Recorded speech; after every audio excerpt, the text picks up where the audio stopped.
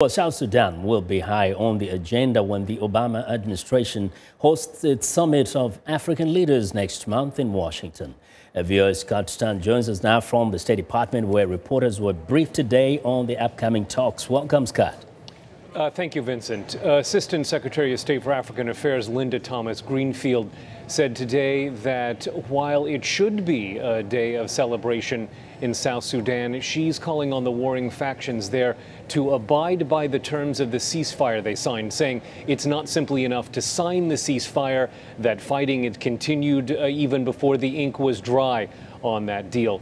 Also necessary for those rival factions in South Sudan to help prevent what she called a man-made famine that's threatening the area, because not enough farmers can return to their fields because of instability. Now, Ambassador Thomas-Greenfield, as you say, was briefing reporters here on the Africa Leaders Summit that will be here in Washington in August. 51 African heads of state are invited to the summit.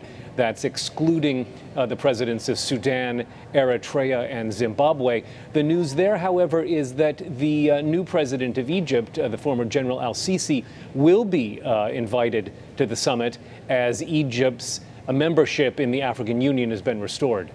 Now, Scott, we know that also Assistant Secretary Thomas-Greenfield was asked about the prospect that Burkina Faso President Blaise Compaoré and DRC's President Joseph Kabila might actually try to change their constitution so that they run for third terms. What was our response? She was very clear about that. She said that President Obama's call for strong institutions in Africa includes respecting constitutional term limits. If countries have constitutional limits on the number of terms that a president can serve, then those limits should not be overturned, she said, simply to benefit one person or one party. She said there's no confusion about the U.S. position regarding that, and they have made that position clear in all of the countries where there might be a push to change the Constitution. Now, what was our response on questions relating to extremist threats, militant threats in Africa?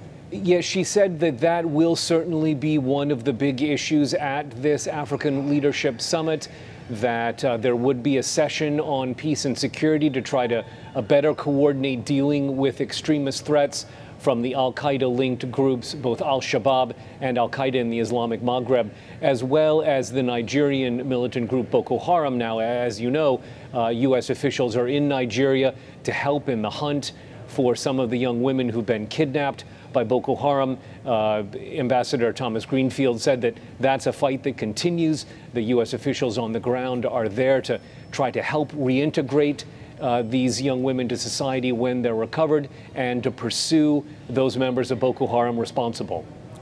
Well, thank you very much, Scott, for your fantastic reporting from the State Department. Sure thing.